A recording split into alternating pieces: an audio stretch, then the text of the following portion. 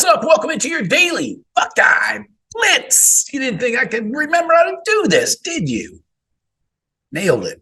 First try. All right. We are back. I am back, at least. This is Monday, December 11th, 2023, 12/11/23. This is the return of the Daily Blitz. We took last week off, as you probably noticed. But programming note going forward, this week we're not doing any live shows until Friday. We'll do one on Friday at 4:30, the usual time. And then me, Jeff, and Sean will go on Sunday night at 7:30. Wrote it wrong in my notes. 7:30 p.m. Eastern, YouTube Live. So join us then. Friday at 4:30 Eastern, YouTube Live. Sunday night, 7:30 Eastern, YouTube Live. Had something weird for lunch today. I've been burping all afternoon. Anyways, today we're talking portal madness. It's insanity out there. I don't know. This portal is kind of scary. It's scaring me. We're talking about guys who have left, who's fallen off the roster because they're out of eligibility. We don't have any announcements as far as NFL commitments, who's hopping in the draft other than Maya Williams. So that'll probably play itself out closer to the bowl game. And at the bowl game, you'll definitely see some guys sitting out. They might still make the trip over to Dallas, down to Dallas, whatever. And then a lot of them will probably make their announcements, after the bowl game and stuff like that. One thing to keep an eye out for, one telltale sign is the guys that accept an invitation to like the Senior Bowl and those things. Obviously, that means they're headed for the NFL. So let's get into it here. Let's start with everybody that's departing. So everybody that's leaving, right off the bat, number one surprise, I think to most people, this has to be the most surprising. Kyle McCord, Gonzo, in the portal, headed to Nebraska, it seems, as of right now. Also, Tristan Gebbia, he's gone. He used his 20 years of eligibility, finally. So that leaves you Devin Brown, Lincoln Keenholz, and Aaron Nolan in that quarterback room. So Ryan Day wants 4 scholarship quarterbacks in the room. That's his, number he tries to hit. So we'll touch on all of these expectations, like numbers that Ryan Day wants to have at each position here as we go along. But so that tells you that he has to go get a scholarship quarterback of some level. Doesn't have to be a starter. Most guys are going to want to guarantee if they're coming in that they're the starter. And I don't think he's going to give that to anybody, whether it's Riley Leonard, Cam Ward, forget him, or anybody else. I don't think he can guarantee that. And I think he'd be kind of stupid not to. You want to give Devin Brown a crack at going up against whoever you bring in, And if nobody's interested, then you just go get another Tristan Gebbia that's there for depth.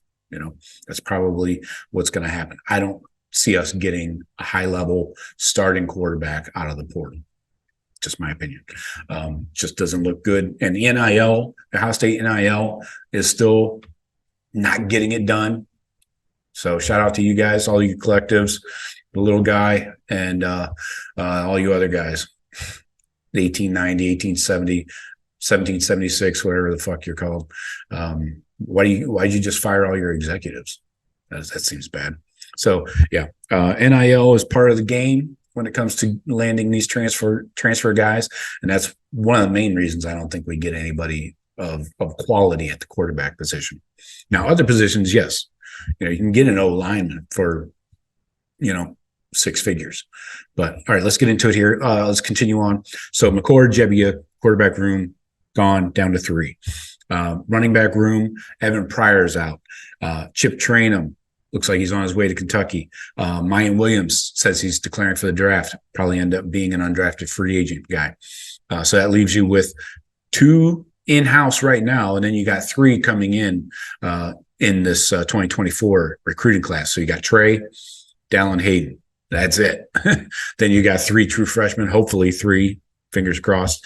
Jordan Lyle, we'll see what happens with him. A lot of noise trending towards Miami there, so it could be flip season for him.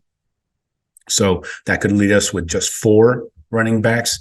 Tony Alford likes to have 5 running backs typically.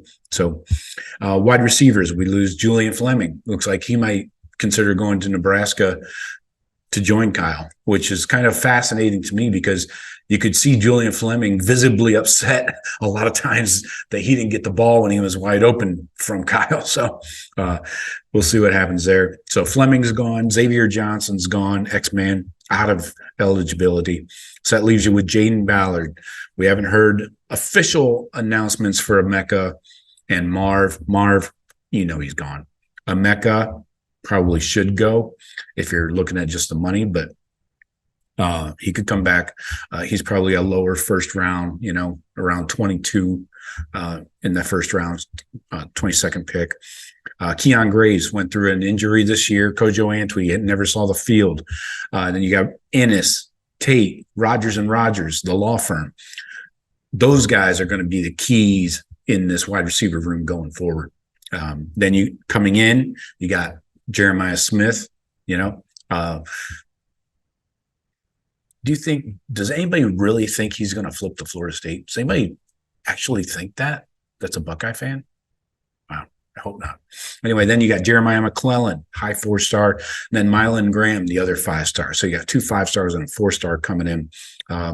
Jeremiah Smith could probably start week 1 if you had to, but I'd look for him to get his feet under him, So we'll see what happens there. Now, tight ends, Joe Royer entering the portal. Things just never got on track for him. He was sick, had injuries.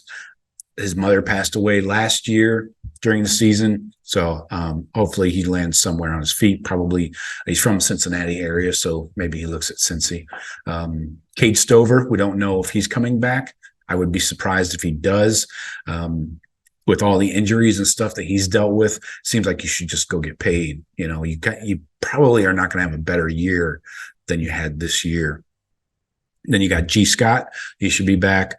Sam Hart, Bennett Christian. Bennett Christian was the suspension. He was suspended for a illegal substance, some type of, who knows.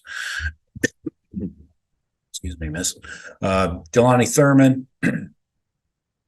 Obviously, a first-year guy coming in. And then you got in the 24 class, Max LeBlanc, Demarion Witten. So those guys are going to add depth. And I wouldn't be surprised if you see a G. Scott hit the portal, maybe a Sam Hart. I don't know. So typically, Keenan Bailey goes for 5. On the wide receivers, we go for 11. So we're trying to hit the number we're trying to hit in the room. 5 tight ends. So we would be right on track if Cade leaves and somebody else transfers out.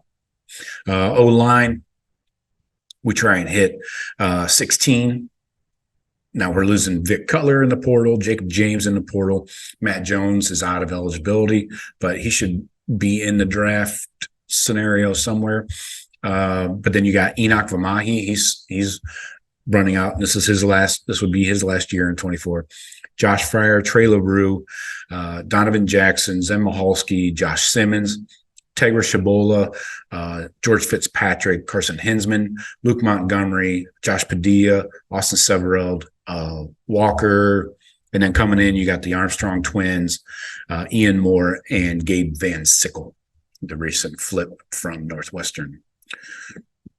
So should be right on track to hit our numbers there. I wouldn't be surprised if you see maybe 2 more O linemen hit the portal at some point. Trey LaRue, I'm looking directly at you. That rhymes. Defensive ends. We just lost Amari Abor so far. Mitchell Milton, I expect him to return. You don't know what's going on with Jack and JT. I think JT goes for sure. Jack depends on his grade, probably. His NFL grade. Then you got Kenyatta Jackson, seeing some rumblings. He's not happy. Caden Curry, Josh Mickens. And then as of right now, you just have Edric Houston coming in the 24 class.